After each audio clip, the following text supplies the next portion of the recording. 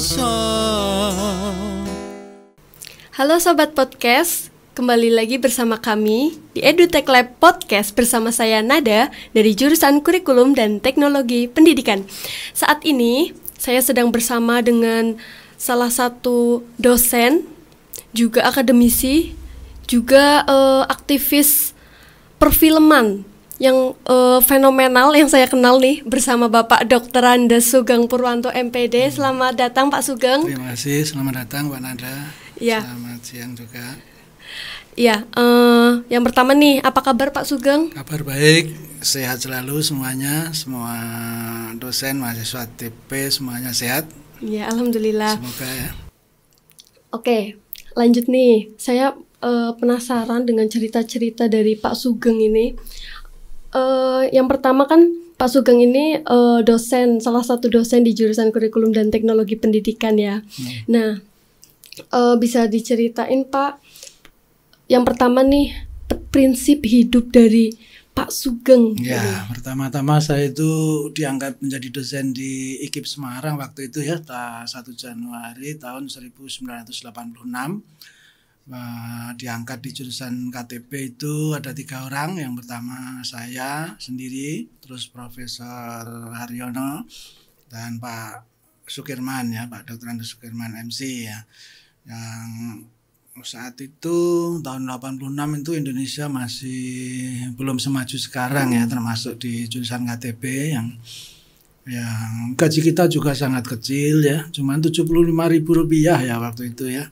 Jadi untuk hidup itu susah banget, sehingga saya harus menulis di koran supaya bisa dapat honor dari Suara menyebut boleh ya, dari Suara Merdeka ya itu waktu itu, dengan kolom cerita atau cerpen itu supaya saya bisa hidup. Yang waktu itu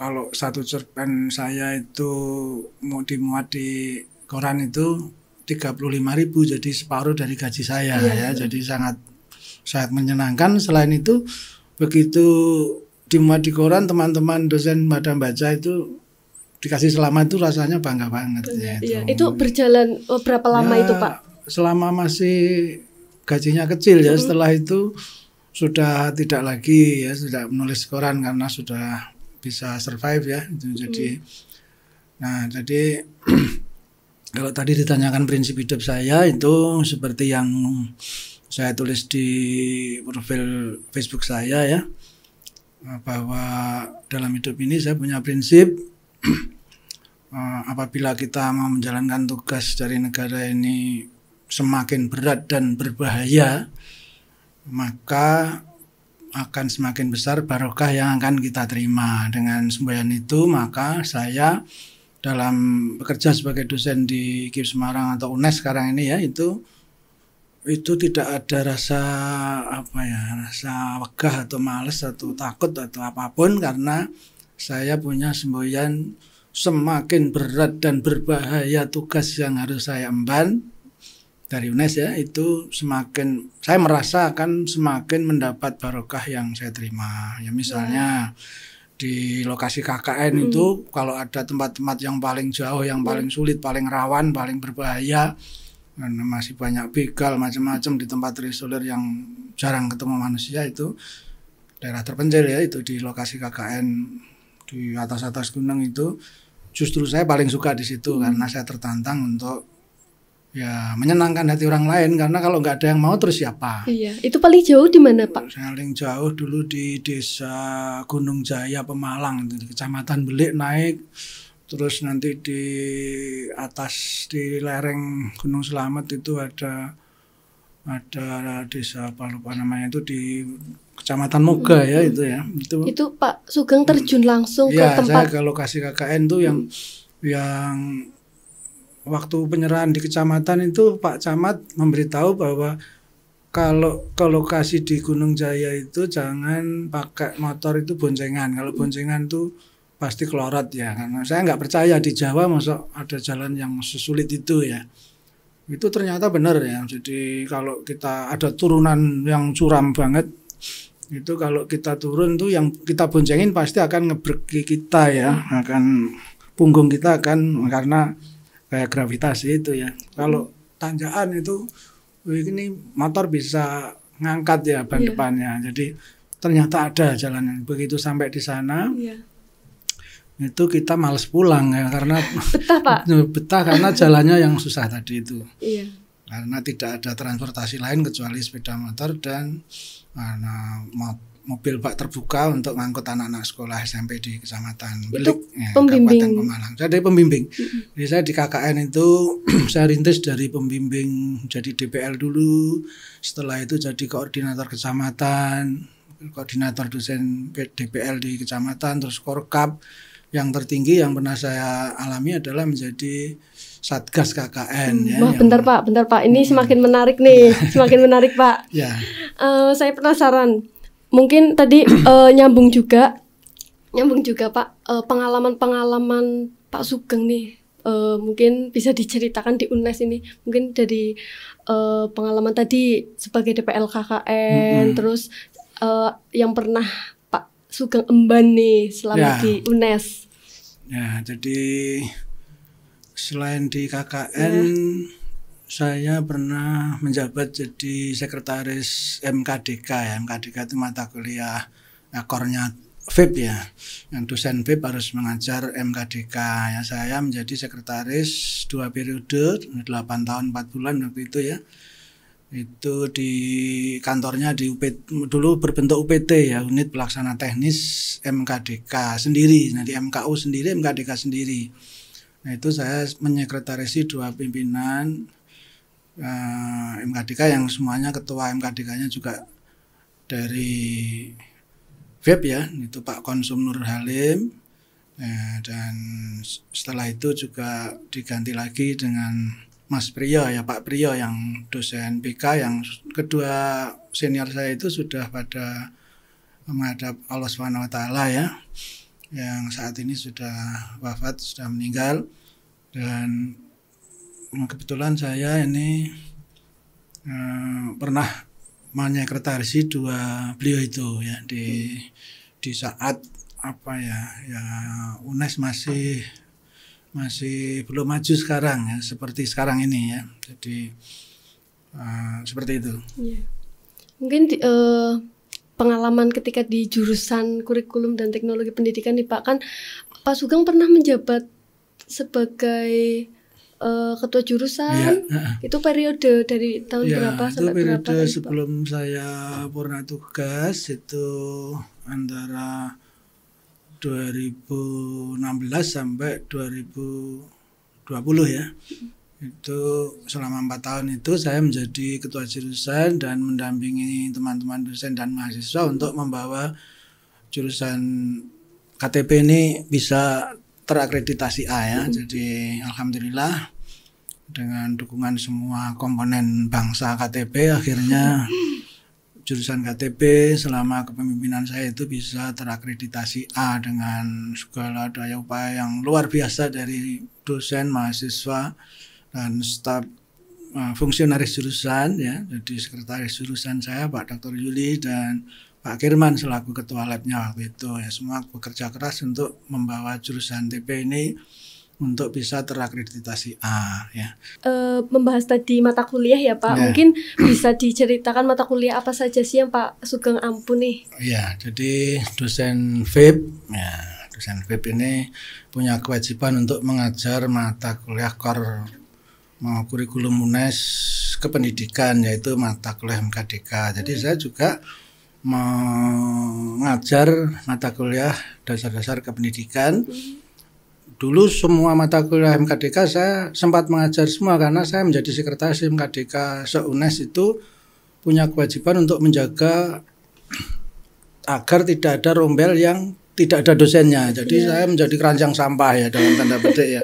Kalau nggak ada yang mengajar ya, saya terpaksa mengajar itu melebihi 3 kali dosen mengajar ya.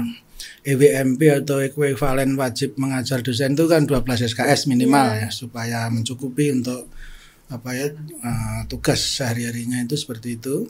Tapi saya mengajar 36 SKS karena itu kan berarti sama dengan 3 kali tugas mengajar. Ya, itu karena ada beberapa yang rombel yang harus saya isi ya. Karena memang dan itu mata kuliahnya macam-macam semua. Ada 5 atau 6 mata kuliah MKDK waktu itu saya pernah mengajar semua. Jadi itu di MKDK. Yang kedua di mata kuliah jurusan ya, mata kuliah jurusan itu mulai dari mata kuliah yang zaman ketua jurusannya Profesor Dr. Nasriningsih Satmoko ya, yang itu namanya diabadikan di gedung depan pintu gerbang barat yang bagian utara atau sebelah kiri dari arah barat ya. Dan depannya adalah Prof. Satmoko, itu ayah anda dan ibunda dari Menkeu Sri Mulyani, itu senior di jurusan TP, sudah almarhum ya. Waktu bunda itu menjadi ketua jurusan, ada mata kuliah yang harus saya ampu itu yaitu sinematografi dan video pembelajaran. Itu kalau video masih jalan ya. Tapi sinematografi itu saya usulkan waktu rapat jurusan untuk dihilangkan ya. Karena film pendidikan itu kan kalaupun itu dikuasai oleh mahasiswa TP, nanti di sekolah itu tidak ada sekolah yang punya ruang mutar film gitu loh. Karena mutar film itu harus di ruang gelap ya. Kalau video di ruang terbuka yang tidak gelap itu bisa ya. Kayak butuh ruangan khusus gitu ya Pak. Jadi SMA terbaik di Kota Semarang pun itu enggak punya ruang putar film. Alasan saya sebenarnya sangat masuk akal ya. Selain memang tidak ada dosen TP yang alumni sinematografi yang bersedia mengajar ya, terpaksa saya itu karena apa ya, dalam tanda petik geleman ya atau mauan ya, yang orang tidak mau saya mau, dan itu ternyata barokahnya ke belakangnya ke depannya itu saya bisa apa ya, mendapat berkah dari yang saya mau tadi itu ya, geleman itu, sehingga saya punya pengalaman yang banyak mengenai mata kuliah ini. Dan saya punya prinsip mengajar itu, apalagi ini mata kuliah produksi, saya harus punya prinsip jarkoni ya. Berani ngajar itu maksudnya artinya jarkoni itu berani ngajar berarti berani ngelakoni gitu loh. Jangan cuman ngomong doang, dia omdo itu ya, tapi saya harus gitu, menjadi Pak, pelaku juga di mata kuliah itu supaya apa? Kredibilitas saya sebagai dosen itu diakui, walaupun mungkin saya tidak zaman sekarang itu tidak viral ya. Walaupun kesempatan viral itu sebenarnya ada, tapi ternyata gagal viral ya waktu itu dengan film yang layar lebar saya itu ya. Jadi ini pengalaman yang saya usulkan, tapi Bunda Prof. Satmoko itu, Profesor Nasriningsih Satmoko itu tidak pernah, jangan dihapus. Karena ini adalah kurikulum nasional, semua jurusan TP harus mempelajari sinematografi pendidikan gitu.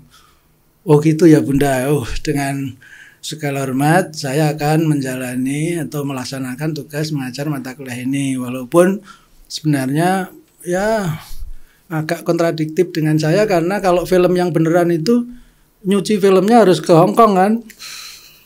Oh iya Pak. Iya, karena film itu adalah film positif yang tidak bisa dicuci di Indonesia. Filmnya itu film positif kan, harus diproyeksikan ke layar kan, itu zaman dulu. Tapi sekarang ini menurut Mas Karin Nugroho sendiri, waktu saya workshop film nasional itu di Semarang ya waktu itu juga saya tanyakan bahwa apakah film itu harus dengan film positif, yang nyucinya aja harus di Hong Kong paling dekat ya. Kalau ke Amerika lebih parah lagi. Masa mahasiswa TP harus nyuci film positif ke Amerika, Pak. Filmnya ya, film hidup ya, gambar hidup itu di Hong Kong. Kalau dulu ada mata kuliah film slide suara ya. Film slide suara itu juga film positif. Itu untuk nyucinya ya, tidak bisa dicetak film positif itu. Itu harus dicuci di Jogja ya, di Jalan Solo itu ya. Itu ada studio yang bisa mencuci film positif, nanti bisa setiap dibuat frame-frame itu untuk menjadi film slide proyektor ya. Zaman dulu, sekarang nggak populer, sekarang ini video. Nah gitu ya. Jadi itu mata kuliah di jurusan itu selain ada sistem pendidikan nasional, ada pengelolaan sumber belajar yang tidak disukai oleh teman-teman dosen itu fotografi pendidikan untuk pembelajaran itu juga nggak disukai karena itu dianggap kayak apa ya, mata kuliah yang tidak ilmiah ya. Kesannya itu cuma foto, tapi setelah saya kemas dengan adanya pameran fotografi ya, apalagi kita punya UNES konservasi ini juga mengkonservasi apa saja yang ada di muka bumi ini, termasuk konservasi budaya, hewan, flora, fauna, gedung dan seterusnya, gedung-gedung tua, alam sekitar dan semuanya bisa dijadikan objek fotografi yang bisa dipamerkan. Itu akhirnya mata kuliah ini menjadi menarik ya. Nah, walaupun tidak semua mahasiswa tertarik, tapi saya berusaha mata kuliah ini menjadi menarik karena saya punya prinsip seperti prinsip pendidikan di UNESCO itu bahwa dalam belajar sesuatu itu harus tidak hanya learning to know, tidak hanya learning to do, tidak hanya learning to be, tapi juga learning to live together ya. Nah di saat produksi fotografi dan mau pameran fotografi itulah learning to live together setelah melewati learning to know, mengerti apa itu fotografi sampai bisa pegang kamera itu ya SLR dan seterusnya itu, terus menjadi learning to do ya, melakukan fotografi, membuat foto ya, itu bisa tim ya, dan learning to be menjadi dirinya sendiri. Saya suka misalnya salah satu dari atau salah banyak juga boleh. Salah satu dari alumni TP itu menjadi fotografer tingkat dunia. Itu saya lebih bangga daripada kalau dia menjadi PNS tapi tersiksa ya. Saya lebih suka kalau dia itu mengeksplor diri saya itu sebagai fotografer dunia yang misalnya ada momen-momen tingkat internasional yang bisa diambil gambarnya yang luar biasa spektakuler, itu saya merasa lebih bangga ya, karena mata kuliah ini berarti bisa membentuk dia menjadi learning to be ya.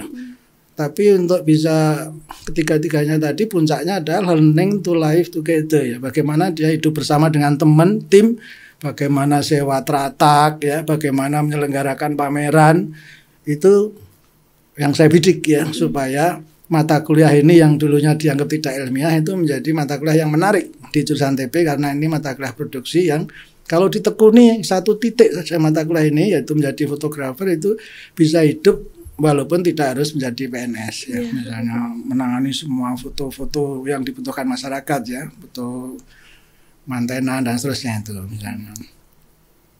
Iya, menarik sekali nih Pak Sugeng. Tadi juga sempat nih Pak Sugeng membahas film.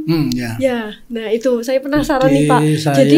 Jadi gimana nih Pak Sugeng sebagai seorang dosen, kok bisa nih jadi berperan di suatu film itu gimana Pak ceritanya Pak? Awalnya itu secara panjang tadi sudah saya ungkap sekilas ya, bahwa ini sebagai dosen geleman yang ternyata barokahnya itu di kemudian hari memetik buahnya ya, di sekitar tahun berapa ya, mungkin 5-6 tahun yang lalu, yaitu saya dicari oleh pencari talent ke fakultas, kebetulan langsung ketemu saya, mau nggak Pak jadi bapaknya Maudi yang menjadi salah satu tokoh film yang judulnya Ave Maryam ya, itu jadi Pak Rahmat itu Muslim, tapi anaknya jadi pindah agama ke Nasrani, terus menjadi suster, jadi susternya menjadi Suster Maryam, karena aslinya namanya saya kasih nama, saya Pak Rahmat ini punya anak namanya Siti Maryam, karena ibunya meninggal, saya menikah dengan temannya sekolah SD dulu ya, itu menjadi istri saya ya. Saat saya menikah itulah Siti Maryam anak saya itu menjumpai saya di masjid di mana saya menikah, dan saya menyerahkan kalung pemberian dari saya, kalung ibunya itu kepada Siti Maryam yang diperankan oleh Maudi. Dan ini memang apa ya, film yang agak sensi ya, sehingga di Indonesia film ini judulnya Ave Maryam, bukan Ave Maria ya, karena aslinya namanya Siti Maryam, jadi menjadi unik karena biasanya Ave itu kan Ave Maryam, tapi ini Ave Maria ya, tapi ini Ave Maryam. Yang diputar di Indonesia di bioskop-bioskop itu adegan saya menyerahkan kalung kepada anak saya Siti Maryam yang diperankan oleh Maudy Kusnedi itu, dan nanti fotonya ada ya, itu dia tidak adegan itu kena sensor ya. Karena itu di IG saya pun itu ada ada yang komen ya, ini saya kan pakai baju muslim, kok dicium tangannya oleh seorang biarawati ya, seorang suster ya. Dikira saya itu bukan bapaknya karena dia nggak tahu ceritanya, saya ini ayah dari Suster Maryam ya. Nah, akhirnya saya jawab di IG itu bahwa saya adalah Pak Rahmat, ayah dari Siti Maryam, yang dia mengunjungi saya saat saya menikah yang berikutnya setelah ibunya meninggal itu gitu.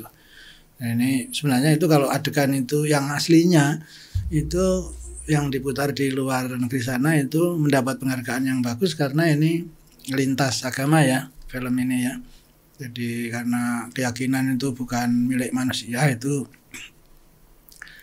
termasuk hidayah itu juga milik Tuhan ya. Jadi di Indonesia juga hak untuk menganut dan memeluk agama itu dilindungi undang-undang ya. Jadi tidak, kalau saya memaksakan kehendak itu saya juga salah. Saya sebenarnya punya landasan ideal yang konstitusional yang kalau misalnya itu diputar itu saya bisa bisa menjawab ya kenapa saya punya anak kok pindah agama misalnya itu ya, karena itu hak asasi manusia yang paling asasi ya, termasuk seperti hak hidup ya, karena itu, dan itu tidak bisa dipaksakan soal keyakinan beragama itu. Itu diproduksi tahun kapan, Pak? Saya agak lupa ya, sekitar waktu Pak Ahmad Munib meninggal itu sekitar tahun 2016 satu ya, 2016 yang akhirnya karena ini film sensi yang sebenarnya film untuk film untuk dilombakan ya, bukan untuk film komersil sebenarnya, karena ini sangat sensitif karena ada lintas agamanya itu, sehingga ini film ini dipotong-potong, diedit yang begitu diputar di bioskop di Indonesia itu cuma jadi 72 menit, yang aslinya mestinya ya 100 menit lebih ya. Jadi akhirnya banyak jumping ya. Jadi konteksnya menjadi nggak begitu jelas karena jumping-jumpingnya banyak banget. Tapi itu urusan produser ya, supaya film itu bisa balik modal dan seterusnya, karena sudah mengeluarkan begitu banyak biaya. Itu lokasinya di mana, Pak? Itu lokasinya seluruhnya diambil di Semarang. Nah, kita dikumpulkan di sebuah hotel di daerah Candi sana. Terus saya pengambilan gambar adegan saya itu ada di Masjid Kuno di Jalan Layur ya, di sebelah utara stasiun Poncol, stasiun kereta Semarang itu ya, di yang Tawang. Ya, stasiun Tawang itu ada Jalan Layur namanya, di Masjid Kuno. Dan untuk adegan Maudy itu seluruhnya di susteran sekitar Kota Lama, itu ada susteran yang digunakan untuk seluruh full satu gedung kuno, gedung zaman Belanda yang sangat eksotik untuk digunakan sebagai lokasi filmnya, dan termasuk stasiun-stasiun Tawang resternya itu digunakan untuk produksi film ini seluruhnya di Semarang ya.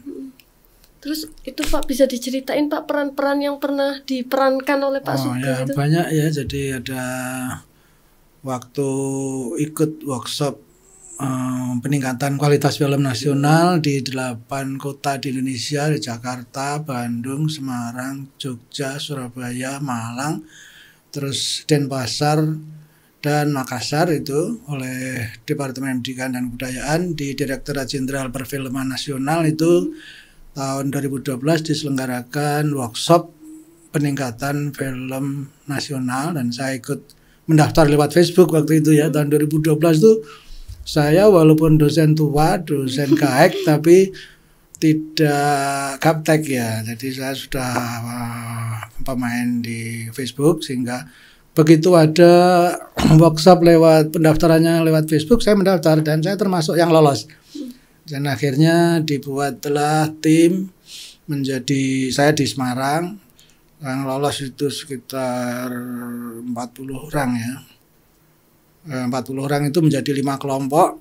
Nah, saya menjadi satu kelompok yang ditugasi untuk mengeksplor daerah Kota Lama di Gereja Belenduk itu. Akhirnya saya dan teman-teman menemukan gerobak yang sudah lama nggak dipakai pemiliknya dan bau sekali karena buat BAB kucing dan lain-lain. Pokoknya kotor banget, kita pinjam untuk properti. Dan itu menjadi sebuah judul film pendek, judulnya Keluarga Gerobak. Ya, nanti dokumennya ada ya. Dan itu menjadi film yang saya buat dan ditayangkan di workshop itu selama 5 hari. Kita diinapkan di Hotel Davam di Jalan Imam Bonjol, dan asiknya itu pulangnya dapat sangu ya, karena ini kan proyek di Departemen Pendidikan dan Kebudayaan di Direktorat Jenderal Perfilman Nasional, ada biayanya. Jadi walaupun saya tidak nginep di hotel karena pulang ke rumah ya, tapi pulangnya dapat sang lumayan lah. Itu tapi timnya dapat dosen-dosen ilmu. seperti itu, Pak? Bukan ya, ya ada ya. Timnya ada Pak Mas Garin Nugroho, itu pembuat film nasional yang juara-juara, dan ada dosen dari IKJ Mas Haryanto Corak itu yang juga membuat film layar lebar gitu. Itu jadi, dan teman-teman di lab film Usmar Ismail di IBS itu juga mengajak saya main di filmnya dia. Itu ada judulnya Pulang, itu nanti ada. Jadi terus setelah itu juga ada Sayap Garuda, apa judulnya dulu, ada 2 kali film yang dibuat oleh anak-anak di lab film Usmar Ismail jurusan Pendidikan Bahasa dan Sastra Indonesia UNES ya itu tadi. Oke, menarik sekali ya. Banyak banget peran yang sudah diikuti atau diperankan oleh Pak Sugeng ini. Jadi aktif sekali di perfilman. Saya penasaran nih Pak, peran yang paling berkesan bagi Pak Sugeng nih selama berperan di perfilman kayak gitu, bisa diceritain mungkin Pak? Ini yang paling berkesan tentunya ya yang tingkat yang produksi di film layar lebar ya, walaupun adegan itu di cut atau diedit atau dibuang ya, tapi itu pengalaman tak terlupakan. Bisa bermain dengan menjadi ayah dari Maudy Kusnaidi ini bukan sesuatu yang bisa saya lupakan ya, jadi berkesan sekali. Menarik sekali ya cerita dari Pak Sugeng nih. Selain perfilman, Pak Sugeng juga saya tahu nih Pak Sugeng suka bernyanyi ya Pak? Ya. Nah itu tuh penasaran itu Pak, bernyanyi itu hobi kah atau mengisi waktu luang, atau ada kisah waktu muda nih soal musik? Di saat muda itu saya nggak suka bernyanyi ya. Jadi setelah jadi guru terus saya jadi dosen tuh selalu suka bernyanyi ya, supaya tujuannya mahasiswa itu mau menggali potensinya ya. Nah, gurunya atau dosennya aja mau nyanyi, masuk mahasiswanya nggak suka nyanyi gitu loh. Jadi saya itu supaya menginspirasi mahasiswa atau siswa saya itu supaya yang muda itu yang potensinya atau masa depannya panjang itu, kecakapan bernyanyinya itu supaya diekspos ya, supaya barangkali suatu saat itu menjadi jalan hidup ya. Passionnya mungkin di situ selain sarjana ATP dan seterusnya. Nggak salah tau kalau misalnya seorang sarjana ATP menjadi penyanyi nasional atau internasional, juga nggak salah karena itu passionnya dan kita nggak bisa melarang ya. Jadi misalnya jadi musik atau di sinematografi menjadi sinas terkenal, itu saya nggak ada masalah. Jadi itu memang salah satu kesukaan saya yang minimal menghibur diri saya sendiri, sehingga saya dalam usia 65 tahun purna tugas itu dengan happy, nggak ada post-war syndrome, karena banyak hobi-hobi saya yang tertunda itu bisa laksanakan di masa pensiun. Dan itu pernah saya tulis di edukasi ya, di majalah fakultas, bahwa mengisi masa pensiun, walaupun waktu itu saya belum pensiun, tapi sudah memikirkan kalau pensiun itu sebenarnya bisa digunakan untuk pelampiasan hobi-hobi yang tertunda di masa kita berdinas dan nggak sempat waktunya karena terlalu banyak kerjaan, maka bisa dilampiaskan saat kita purna tugas atau pensiun itu ya. Jadi itu saya kira ya prinsip saya seperti itu. Jadi sehingga ini karena kita senang bernyanyi, itu kita nggak ada ketegangan pikiran, nggak jarang stres, sehingga dalam posisi usia yang sudah lanjut pun saya masih fit ya, masih bahagia, pensiun dengan segar bugar, yang luar biasa. Jadi sehat jasmani, rohani, material, spiritual, pokoknya sehat semuanya itu. Terus itu, untuk alhamdulillah sekali. Itu Pak, lagu atau genre kesukaannya apa Pak? Saya semua lagu suka ya, kecuali mungkin lagu Sirusa mungkin saya nggak begitu ya, keroncong, pop suka, tapi kayak reggae suka, kalau rap mungkin ya susah ya karena harus kayak bercerita kan, itu kalau nggak bisa suka bercerita nggak bisa nge-rap kan itu ya, dan itu banyak spontannya kan itu ya. Jadi semua genre musik saya suka, kecuali mungkin musik Sirusa itu berat banget ya itu saya kira. Mantap sekali ya Pak Sugeng ini, selain sebagai dosen, akademisi, aktif juga di perfilman, juga gemar bernyanyi, suaranya juga pasti bagus nih.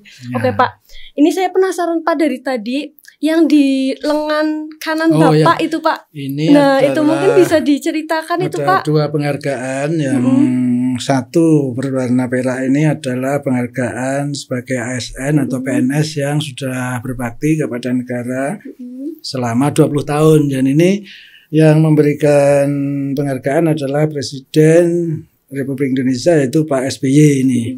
Zamannya Pak SBY waktu saya bermasa kerja 25 tahun, tapi yang angka pecahannya 25 itu enggak ada, pecahannya 20 dan 30. Yang ini sebelahnya yang warna emas ini ya, ini 30 tahun. Nah, ini pecahannya cuma 30 tahun, padahal saya purna tugas 36 tahun ya. Di UNES ini mengajar selama menjadi PNS ini 36 tahun. Jadi tidak ada penghargaan lagi setelah emas ini apa enggak ada. Jadi ini adalah penghargaan yang menurut saya yang penting buat sejarah hidup saya. Hanya inilah yang bisa saya persembahkan buat negara lewat mengajar di UNES, di KIP Semarang dan UNES saat ini ya. Saya ingin menunjukkan penghargaan yang pernah saya terima selama menjadi PNS di UNES gitu. Mantap sekali ya Pak Sugeng ini. Pak Sugeng ini sudah purna tugas seperti itu ya. Jadi kami ucapkan terima kasih untuk pengabdian dan juga karya-karya terbaik dari Pak Sugeng ini. Mungkin bisa diceritakan Pak, ini aktivitas nanti setelah purna tugas itu Pak. Saya itu punya hobi bertani, berternak, menanam dan seterusnya, karena saya juga di FIP ini menjadi ketua gugus konservasi sebelum purna ya. Setelah purna ini saya selain suka menanam di sekitar rumah saya itu, saya juga melihat potensi alam kota Semarang dengan banyaknya lahan-lahan kosong yang penuh dengan rumput yang perlu dibersihkan ya. Supaya bersihkan tidak hanya dibersihkan saja tapi dimanfaatkan, maka saya harus merawat binatang. Nah, binatang yang saya rawat sekarang ini adalah berupa kambing, dan kambing ini selain harganya terjangkau juga menurut saya banyak riwayat nabi-nabi yang dekat-dekat dengan kambing ya. Gitu ya. Jadi saat ini saya 3 bulan sebelum saya purna tugas 1 November kemarin itu memang sudah membeli kambing, beberapa ekor kambing, ada 5 ekor yang saya rawat sendiri. Saya ambilkan rumput sendiri di sekitar Kaligarang sana ya, saya turun ke Kaligarang. Dan ini adalah wujud cara saya merendahkan diri di hadapan manusia-manusia. Kalau cara saya merendahkan diri di hadapan Allah, Tuhan yang Maha Kuasa itu, sesuai dengan keyakinan saya sebagai seorang muslim itu kan melalui sholat ya 5 waktu, itu sudah kewajiban dan sudah saya lakukan ya. Dalam pandemi ini mungkin saya sholat di rumah ya, tidak di berjamaah di tempat umum yang mengurangi risiko karena sudah usia lanjut ya. Yang belum banyak saya lakukan merendahkan diri di hadapan manusia itulah lewat saya bekerja yang menurut orang lain mungkin dalam tanda petik nista, ya, saya melakukannya. Yang mungkin dari 1.200 dosen UNES itu cuma saya yang melakukan itu. Dan saya cuma pengen apa? Pengen mendapat ridho Allah, ya, mendapat ampunan dari Allah lewat bekerja keras yang mungkin nggak lazim, ya, nggak lazim dosen purna tugas yang secara materi tidak ada kekurangan, ya, cukup lah, ya. Itu tapi mau bekerja menjadi tukang ngarit, ya, atau kalau dulu ada bangunan ya angon kambing, ya, sekarang ini ngarit untuk kambingnya. Dan alhamdulillah kemarin sudah ada yang lahir 2 ekor kambing, ya, itu saya post di Instagram saya itu, ya, sebagai wujud mungkin itu bonus, ya. Tapi tujuan saya adalah saya selain merendahkan diri atau dalam bahasa Jawa ndelosor di hadapan Allah supaya mendapat ampunan dan ridha Allah, karena saya merasa banyak dosa di masa lalu dan seterusnya itu, ya. Saya tidak merasa bersih dari dosa, ya, saya banyak dosa. Saya juga mungkin banyak dosa terhadap manusia. Nah, saya pengen merendahkan diri di hadapan manusia setelah saya purna tugas itu, ya. Jadi ini lelaku, ya, atau perilaku atau dalam bahasa lelaku yang tidak ringan, ya. Itu tidak ringan karena rata-rata orang itu akan membawa statusnya itu dengan gagah berani, saya adalah purnawirawan atau pensiunan dosen UNES misalnya, rata-rata, ya. Tapi saya ini pensiun sebagai Sugeng Purwanto yang saya punya hobi merawat binatang, diantaranya ada ayam, ada kambing, ada burung dan seterusnya yang di rumah saya itu. Nah, itu menjadi ekosistem yang ada di rumah saya mungkin, ya. Jadi sebelum, karena di sekitar kita ini kan banyak hama, ada misalnya ada nyamuk, ada ada semut, ada segala macam itu. Kalau ada hewan-hewan lain yang ada di luar kita kan sebelum menggigit kita kan gigit dia dulu, kan, walaupun dia juga kita selamatkan dari gigitan serangga itu, ya. Tapi itulah tujuan filosofi saya yang dengan beternak kambing itu fisik saya menjadi semakin sehat dan saya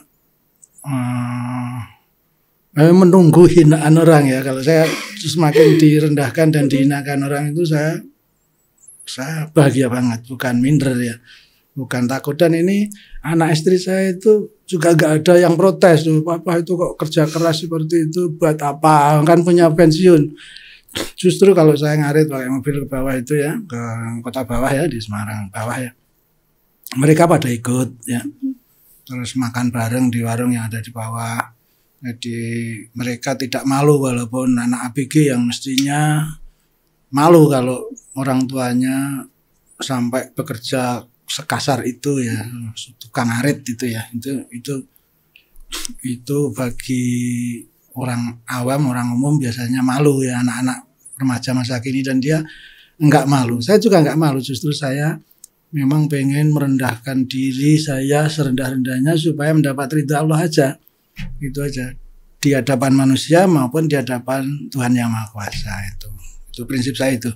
Mudah-mudahan saya ini mendapat ampunan dari Tuhan dan mendapat ridhonya untuk menjadi manusia yang apa, ya, yang mungkin nanti kalau meninggal, ya, insya Allah bisa husnul khatimah gitu, ya. Amin, ya. Amin. Gitu. Ya. Menarik sekali, ya. Menarik sekali nih prinsip, pengalaman dan juga karya-karya dari Pak Sugeng ini. Sekian podcast pada hari ini. Terima kasih untuk Pak Sugeng atas kehadirannya. Terima kasih, lancar dan sukses terus, ya, Pak. Amin, amin, ya. Ya, saya Nada. Sampai jumpa lagi di podcast EduTech Lab podcast berikutnya. Dadah. Ya.